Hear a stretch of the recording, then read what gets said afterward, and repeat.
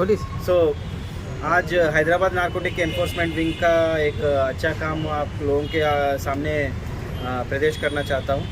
तो क्या है कि 4 फॉरेन नेशनल्स को एक महीने पहले अप्रेंड किया गया था और उनको आज डिपोटेशन कर रहे हैं उनके नेटिव कंट्रीज़ को।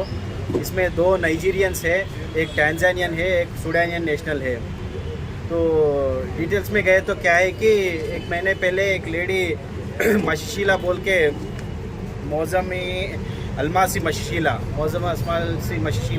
बोल के एक लेडी थी। उनको हमें इन्फॉर्मेशन था कि वो लेडी ड्रग पेडलिंग कर रही है। तो इस हिसाब से उसको पकड़ा गया था। तो उसको दरो सर्च करने के बाद उसके पास कोई भी ड्रग्स नहीं मिला था, पर उसको वेरीफाई करे तो उसका एसोसिएट्स, उसका जान पहचान वाले सभी जो कुछ भी है, उसके दोस्त और उसके करीब लोग, वो सब ये ड्रग पेडलिंग में ही इन्वॉल्व थे। तो इसलिए उस सस्पिशन से हमने उनका डिटेल्स पूरा निकाला था। डिटेल्स निकाले तो पता चला कि वो ओवरस्टे रह रही है इस कंट्री में। उसका visa almost 6 years back expire हो गया था। तो इस हिसाब से देखा था। और एक इन्फॉर्मेशन आया कि वो उसके अलग से 3 दोस्त उसको आके मिलेंगे 2-3 दिन के बाद। तो इस हिसाब से हमने उन दोस्तों के ऊपर भी निगरानी रखा था। तो अराउंड 25 डेज़ के बाद वो भी पकड़े गए थे। मतलब 3 दिन के बाद, इसको पकड़ने के 3 दिन के बाद वो भी पकड़े गए थे।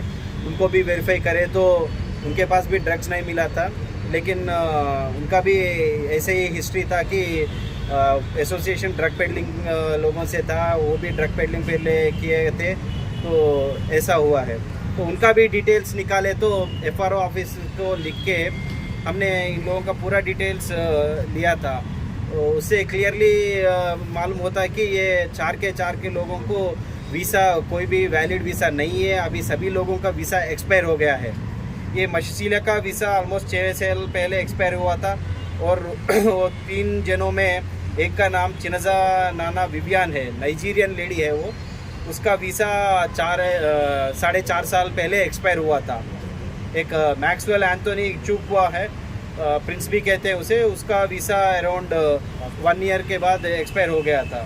और हामिद नाम के पर्सन है, स्टूडेंट वीज़ा पर आया था ये इसका वीज़ा 3 इयर्स बैक एक्सपायर हो गया था। तो इन लोगों को डिफरेंट डेट्स में, मतलब ये लोग अलग अलग वीज़ास पे आते थे। एक स्टूडेंट वीज़ा, एक मेडिकल वीज़ा, एक टूरिस्ट वीज़ा, ऐसे वीज़ास पे आते थे। और ये वीज़ास मैक्सिमम टेन्यूर 1 ईयर तक ही रहते थे। तो 1 ईयर के बाद ये एक्सपायर हो जाता है, उसको रिन्यू करना है इनका काम है। वो रिन्यू भी नहीं हो रहा है, ये लोग नहीं कर रहे। और इनका पासपोर्ट भी, 2 लोगों का पासपोर्ट भी एक्सपायर हो गया था। एक फेक पासपोर्ट के बरामदगी आई थी। तो इसी हिसाब से हमने इन 4 लोगों को डिपोर्ट करना अच्छा समझा है, क्योंकि इनके ऊपर केस लगा के वो केस ट्रायल को गए तो मतलब इनके पास कुछ बरामद हुआ, ड्रग्स बरामद हुआ, तो ऑब्वियसली केस करना पड़ेगा।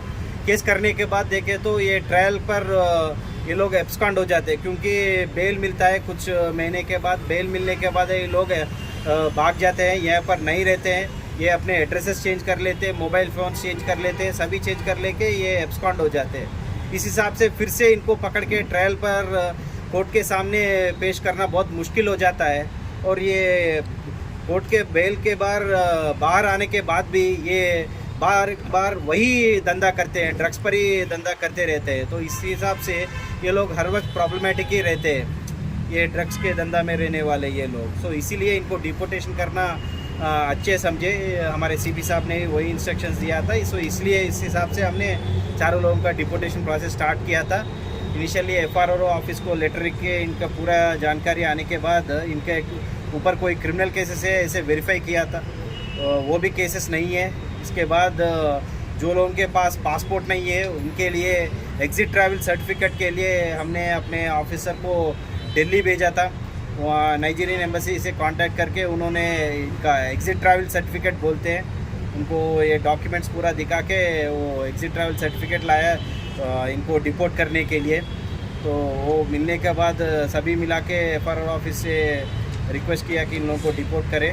तो उन्होंने मानकर एग्ज़िट परमिट सभी को दिया था। उसके बाद इनका टिकट्स खरीदे इनके अपने नेटिव कंट्रीज़ के लिए। तो उस हिसाब से आज इनको डिपोर्ट कर रहे हैं।